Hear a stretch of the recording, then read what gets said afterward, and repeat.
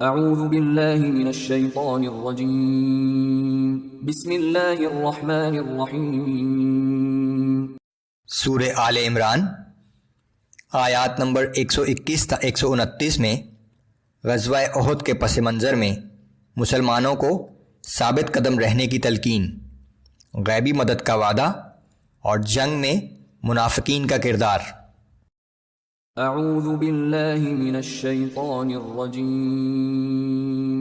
وَإِذْ غَدَوْتَ مِنْ أَهْلِكَ تُبَوِّئُ الْمُؤْمِنِينَ مَقَاعِدَ لِلْقِتَالِ وَاللَّهُ سَمِيعٌ عَلِيمٌ۔ اور وہ وقت یاد کیجئے جب آپ صبح سویرے اپنے گھر سے روانہ ہوئے تھے اور مسلمانوں کو جنگ کے لیے مورچوں پر بٹھا رہے تھے، اور اللہ سب کچھ سننے والا اور جاننے والا ہے۔ ان آیات کا پس منظر جنگ احد ہے، جو جنگ بدر کے تقریباً 1 سال کے بعد لڑی گئی تھی۔ اذ هم الطائفتان منكم ان تفشلا والله وليهما وعلى الله فليتوكل المؤمنون۔ اس وقت تم میں سے 2 قبیلے بزدلی دکھانے پر اتر آئے تھے، حالانکہ اللہ ان دونوں کی مدد کے لیے موجود تھا، اور ایمان والوں کو اللہ ہی پر بھروسہ کرنا چاہیے۔ وَلَقَدْ نَصَرَكُمُ اللَّهُ بِبَدْرٍ وَأَنْتُمْ أَذِلَّةٌ فَاتَّقُوا اللَّهَ لَعَلَّكُمْ تَشْكُرُونَ۔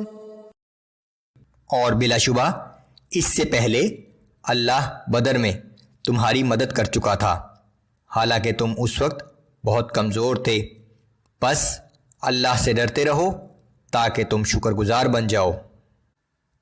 جب جنگ شروع ہونے سے پہلے منافق عبداللہ بن ابی 300 ساتھیوں سمیت واپس چلا گیا تو انصار کے 2 قبیلوں بنو حارثہ اور بنو سلمہ کے دلوں میں کمزوری واقع ہوئی، اور کفار کے مقابلے میں مسلمانوں کی قلیل تعداد دیکھ کر دل چھوڑنے لگے، مگر چونکہ سچے مسلمان تھے اس لیے اللہ تعالیٰ نے ان کے دلوں کو مضبوط کر دیا۔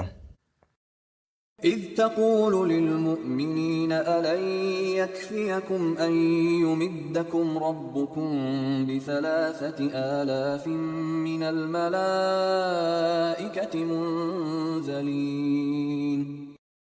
اور یہ نصرت اس وقت ہوئی تھی جب آپ جنگ بدر کے دوران مسلمانوں سے فرما رہے تھے کہ کیا تمہارے لیے یہ کافی نہیں کہ تمہارا رب 3,000 فرشتے اتارے اور ان کے ذریعے تمہاری مدد فرمائے؟ بلا ان تصبروا وتتقوا ويأتوكم من فورهم هذا يمددكم ربكم ب5,000 من الملائكة مسومين۔ ہاں کیوں نہیں، اگر آج بھی تم صبر و استقامت اور پرہیزگاری اختیار کرو تو دشمن کے اچانک حملہ آور ہو جانے کی صورت میں تمہارا رب 5,000 مخصوص نشان والے فرشتوں کے ذریعے تمہاری مدد فرمائے گا۔ وما جعله الله إلا بشرى لكم ولتطمئن قلوبكم به وما النصر إلا من عند الله العزيز الحكيم۔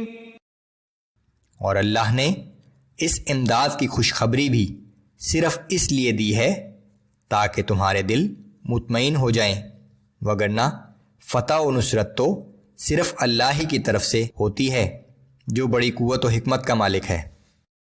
لِيَقْطَعَ طَرْفًا مِّنَ الَّذِينَ كَفَرُوا أَوْ يَكْبِتَهُمْ فَيَنقَلِبُوا خَائِبِينَ۔ اور یہ مدد اس لیے ہے تاکہ اللہ کافروں کو ایک گروہ کو ہلاک کر دے یا انہیں اس قدر ذلیل و مغلوب کر دے کہ وہ ناکام ہو کر واپس لوٹ جائیں۔ لَيْسَ لَكَ مِنَ الْأَمْرِ شَيْءٌ أَوْ يَتُوبَ عَلَيْهِمْ أَوْ يُعَذِّبَهُمْ فَإِنَّهُمْ ظَالِمُونَ۔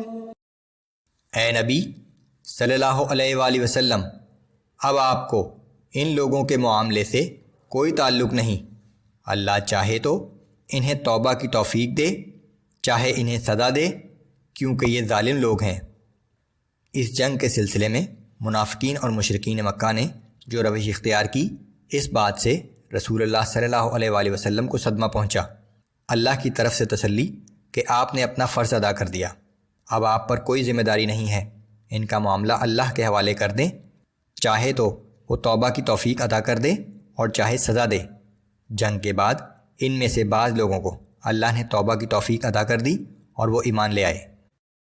وَلِلَّهِ مَا فِي السَّمَاوَاتِ وَمَا فِي الْأَرْضِ يَغْفِرُ لِمَن يَشَاءُ وَيُعَذِّبُ مَن يَشَاءُ وَاللَّهُ غَفُورٌ رَّحِيمٌ۔